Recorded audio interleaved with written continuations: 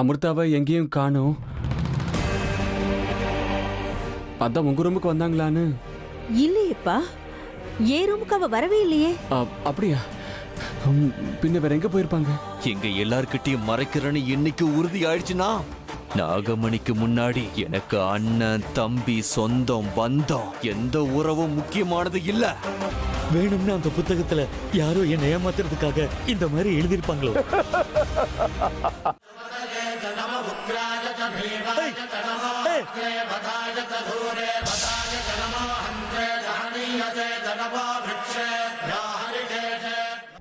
நாகமணி நாகராணி கையிலையும் இல்ல.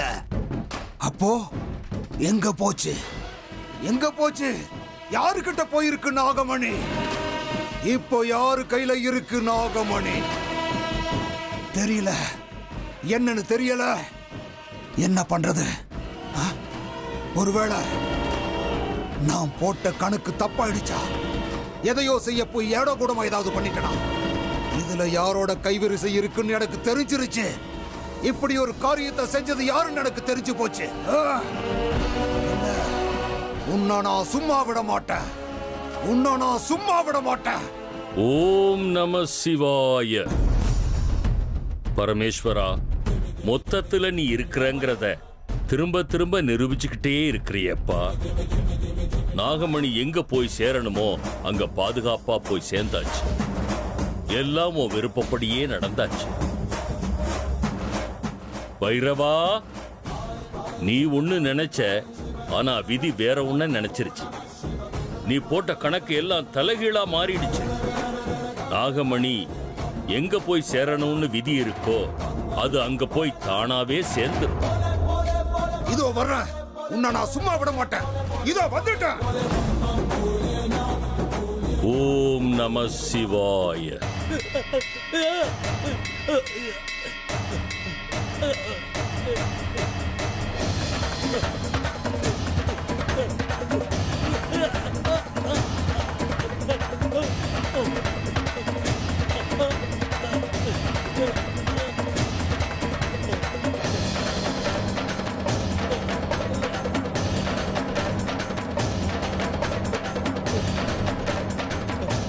மோசம், கபடம், வஞ்சனை.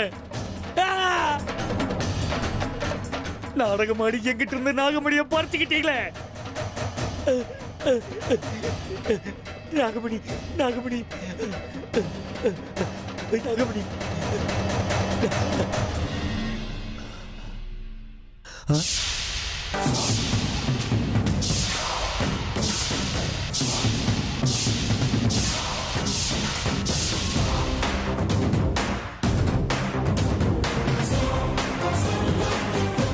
ருத்ரா, நீயா?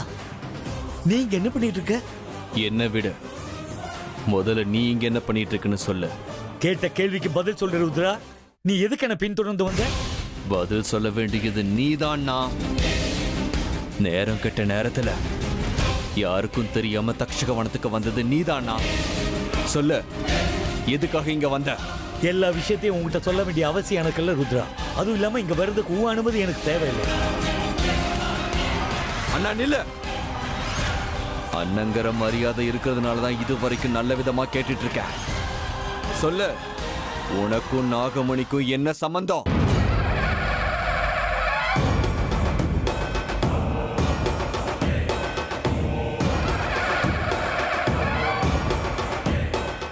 நாகமணியா? எனக்கு அதுக்கு என்ன சம்பந்தம் இருக்க போகுது? சம்பந்தம் இல்லாத ஏதோ பேசாத ருத்ரா. அப்பாவித்தனமா பேசி இவ்வளவு நாள தப்பிச்ச மாதிரி இந்த முறை தப்பிக்கலான்னு நினைக்காதனா.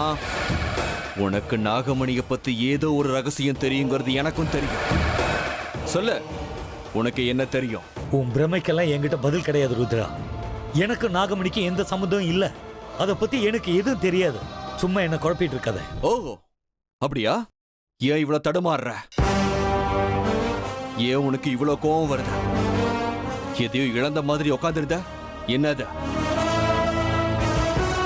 சில கேள்விகளுக்கு பதில் இருக்காது ருத்ரா. இது என்னுடைய சொந்த விஷயம். இதுல நீ தலையிடாத. நேரமாச்ச, வா வீட்டுக்கு போலாம்.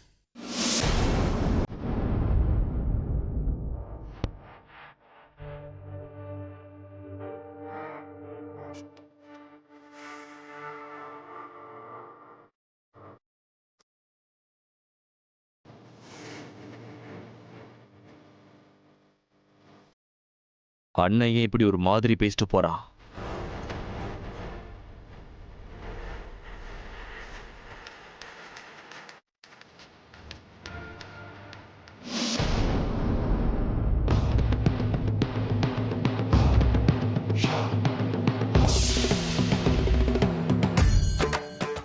அந்த துஷ்டர்கள் இங்கதான் எங்கேயோ இருக்காங்க. கண்டுபிடிக்கிறேன்.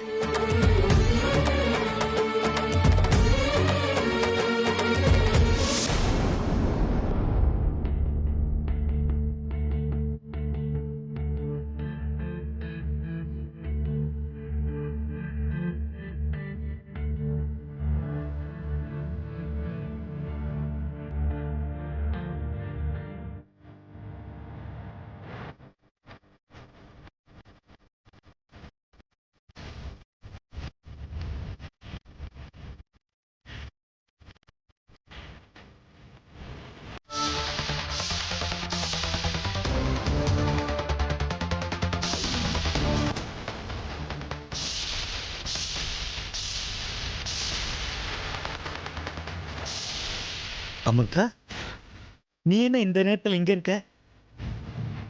அதுவும் தனியா இருக்க? சொல்லு, நீங்க என்ன பண்ற? என்ன விடுங்க. நீங்க 2 பேரும் இங்க என்ன பண்றீங்கன்னு சொல்லுங்க.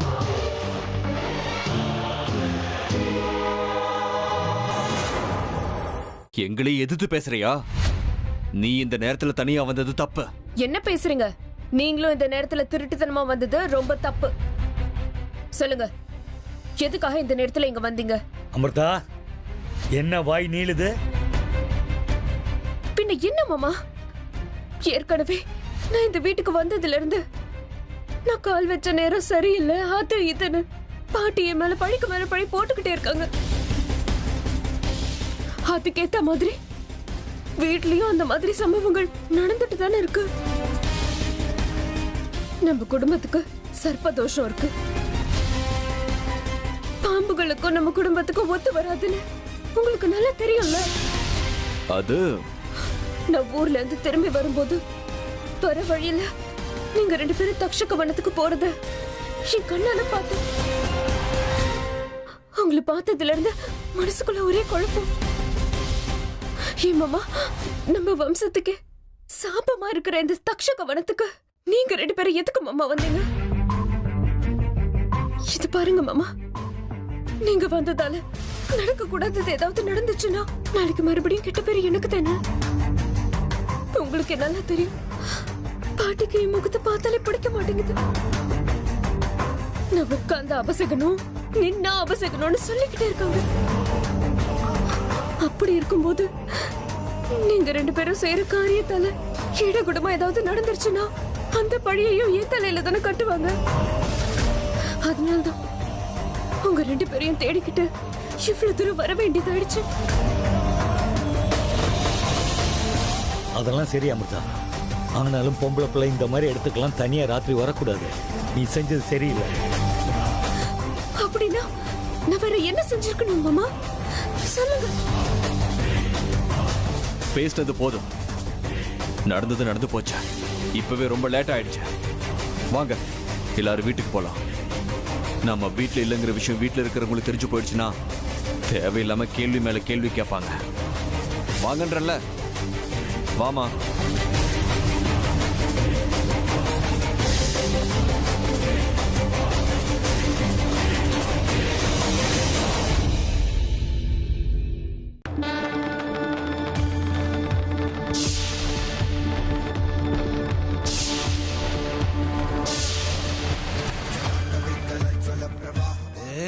சன்யாசி,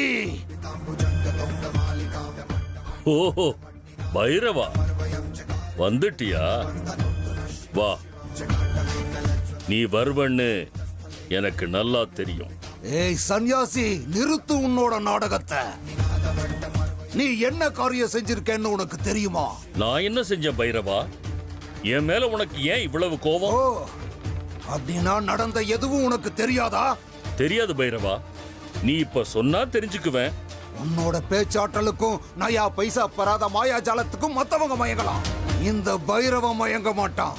சொல்லு, நாகமணி எங்க? நாகமணியா? அதுக்கும் எனக்கும் எந்த சம்பந்தமும் இல்ல. பொய் சொல்ற, திரும்ப திரும்ப பொய் சொல்ற. சொல்லு, நாகமணி எங்க இருக்கு? அது என் கை மீறி போனதுல உன் கைவரிசை இருக்கு. இருக்கலாம், ஆனா அத உன்கிட்ட சொல்றதுக்கு அந்த ஆண்டவன் எனக்கு வாய்ப்பாகட்டும் உத்தரவாகட்டும் என்னைக்குமே கொடுக்கலங்கிறது நிதர்சனமான உண்மை. அவனோட அனுமதி இல்லாம என்னால யாருக்கிட்டையும் எதையுமே சொல்ல முடியாது. அது மட்டும் இல்ல பைரவா, இன்னும் ஒன்ன தெரிஞ்சுக்கோ. நீ எந்த நாகமணிக்காக ராப்பகலா போராடிக்கிட்டு இருக்கியோ அந்த நாகமணி எந்த காலத்திலையும் உனக்கு மட்டும் கிடைக்காது. ஓஹோ, அவ்வளவு அகங்காரமா? பார்த்துக்கிட்டே இரு, உன்னை நான் என்ன பண்ண போறேன்னு பாரு. ஜெய் மகாகாளி.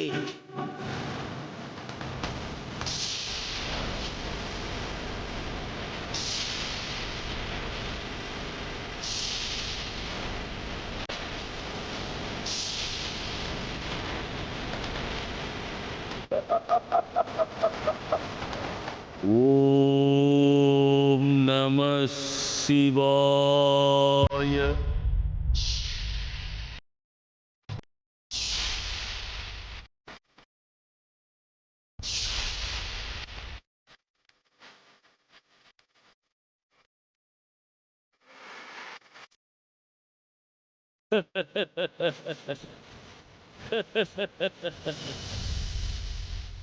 ஏய் சன்னியாசி, இத உன்னோட வெற்றின்னு மட்டும் நினைக்காத. இது இதோட முடியாது. பார்த்துக்கிட்டே இரு, நாகமணிய நிச்சயமா நான் அடைஞ்சே தீருவேன். அத நீ எப்படி தடுக்கிறேன்னு நானும் பார்க்கறேன். என்னோட வழியில குறுக்கிற உன்னோட சாவு இந்த பைரவனோட கையாலதான். அது மட்டும் உறுதி. உன்னோட சாவு இந்த பைரவன் கையாலதான். உன்னை சாகடிச்சு அது மூலமா என்னோட சக்திகளை இன்னும் அதிகப்படுத்திக்கிறேன். பார்த்துக்கிட்டே இரு. ஜெய் மகாகாளி. விநாச காலே விபரீத புத்தி.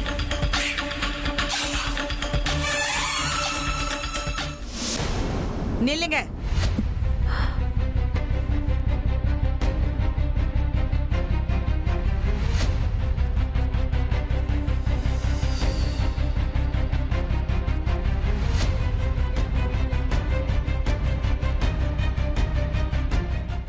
என்னங்க ஆச்சு உங்களுக்கு? அம்மா, ஏமா அது சொல்லாம கொள்ளாம நேரங்கட்ட நேரத்துல வீட்ல இருந்து வெளியே போறதுக்கும் வீட்டுக்குள்ள வர்றதுக்கும் இது என்ன தர்ம சத்திரம் நினைச்சிட்டு இருக்கீங்களா?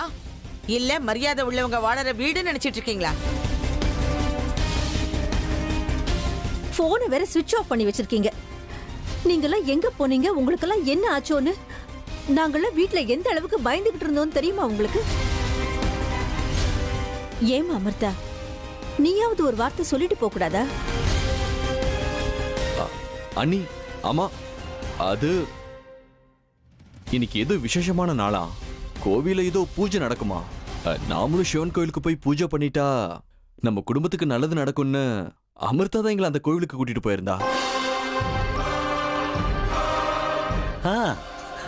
ஆமா ஆமா, அது நம்ம வீட்டுக்கு இருக்கிற தோஷம் நிவர்த்தி ஆகணும் இல்லையா?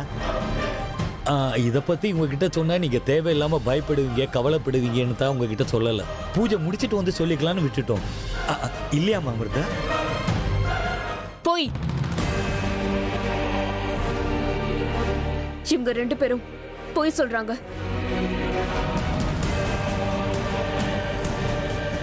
இவங்க 2 பேரும் போனது சிவன் கோவிலுக்கு இல்ல, தக்ஷக வனத்துக்கு.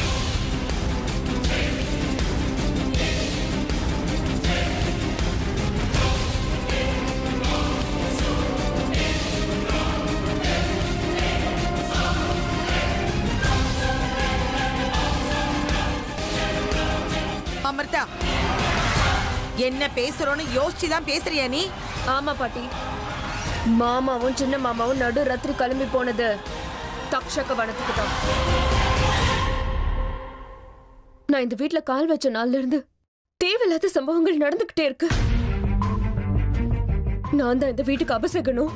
நான் கால் வச்ச நேரம் சரியில்லைன்னு சொல்றதுக்கு முன்னாடி உங்க பசங்க 2 பேரும் நடு ராத்திரியில தக்ஷக வனத்துக்கு எதுக்கு போனாங்கன்னு விசாரிச்சு பாருங்க. நம்ம குடும்பத்துக்கு சர்ப்பதோஷம் இருக்குன்னு எனக்கு தெரியும். இத்தனை நாளா என் மேல பழிக்கு மேல பழி போட்டுக்கிட்டு இருந்தீங்களே, இன்னைக்கு உங்க பசங்களே உங்க குடும்பத்துக்காக தான் அந்த தக்ஷக வனத்துக்கு உங்களுக்கே தெரியாம போயிருக்காங்க. போனவங்களுக்கு ஏடா குடமா ஏதாவது நடந்திருந்தா அந்த பழிய கூட நீங்க என் மேல தானே சுமத்தி இருப்பீங்க. அதனால்தான் இவங்க 2 பேரும் எங்க போறாங்க என்ன பண்றாங்கன்னு பாக்குறதுக்கு தான் பின்னாடியே போனேன். அபசக்கணுங்கிறது எங்க வேணா எப்படி வேணா இருக்கலாம் பாட்டி. அனாவசியமா என்ன நடந்தாலும் அதுக்கு நான் தான் காரணம்னு என்ன கை காட்டுறதுக்கு முன்னாடி தீர விசாரிச்சு பாருங்க. மாமாவும் சின்ன மாமாவும் தக்ஷக வனத்துக்கு எதுக்கு போனாங்கன்னு நீங்களே கேளுங்க. நான் என் ரூமுக்கு போறேன்.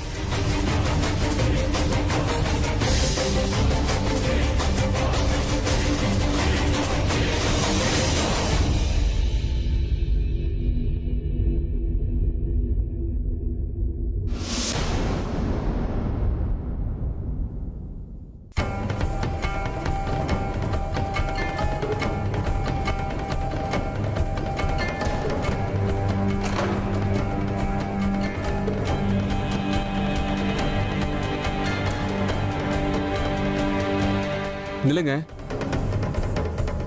இந்த நேரத்தில் எங்க போயிருந்தீங்க? நான் எங்கேயும் போகல. அப்படின்னா நீங்க வீட்டில் இல்லாதது பொய்யா? எனக்கு எதுவும் தெரியாது. இதுதான் இந்த மாதிரி பேச்சு தான் வேண்டான்னு சொல்றேன்.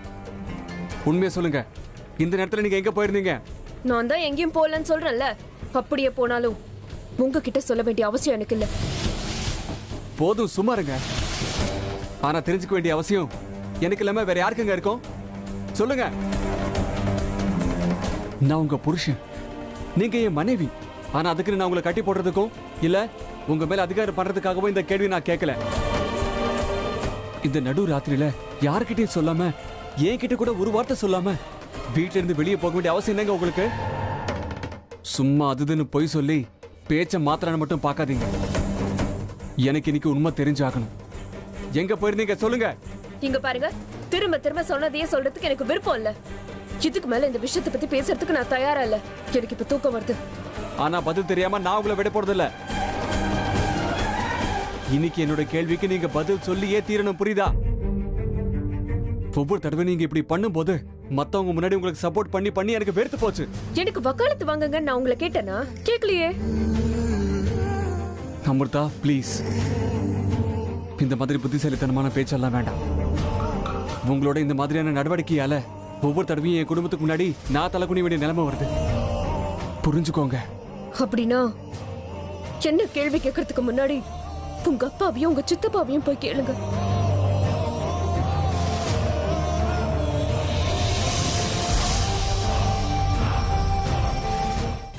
நான் என்னமோ நடு ராத்திரியில இந்த வீட்டை விட்டு வெளியே போய் உங்களுக்கும் உங்க குடும்பத்துக்கும் கெட்ட பேர் வாங்கி கொடுத்த மாதிரி எல்லாம் பேசுறீங்க. அதுக்கு முன்னாடி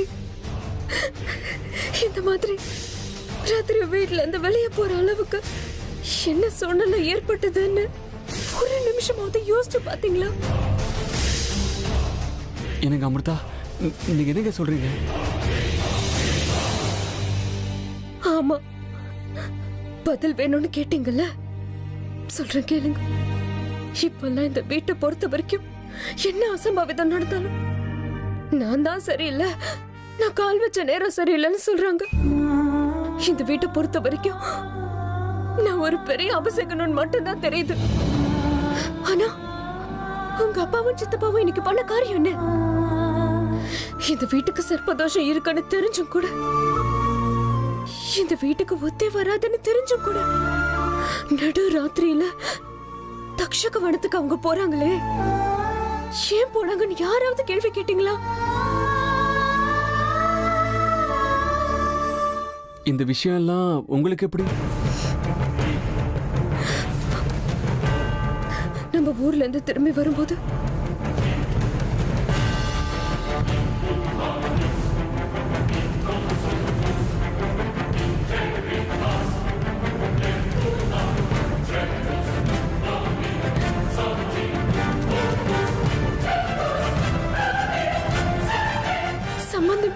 பழி பவங்கள சுமந்து சுமந்து எனக்கு வெறுத்து போயிடுச்சு அர்ஜுன். இப்ப இவங்க செய்யற இந்த காரியத்தால நாளைக்கு ஏடா குடும்பம் ஏதாவது ஆச்சுன்னா அதுக்கும் நான் தானே கிட்ட பேர சுமந்தாகணும். நீங்க யாரும் அவங்கள கேள்வி கேட்க மாட்டீங்க. அதனால்தான் நானே நேர்ல கேட்டுலான்னு அவங்கள தேடிக்கிட்டு அங்க போனேன்.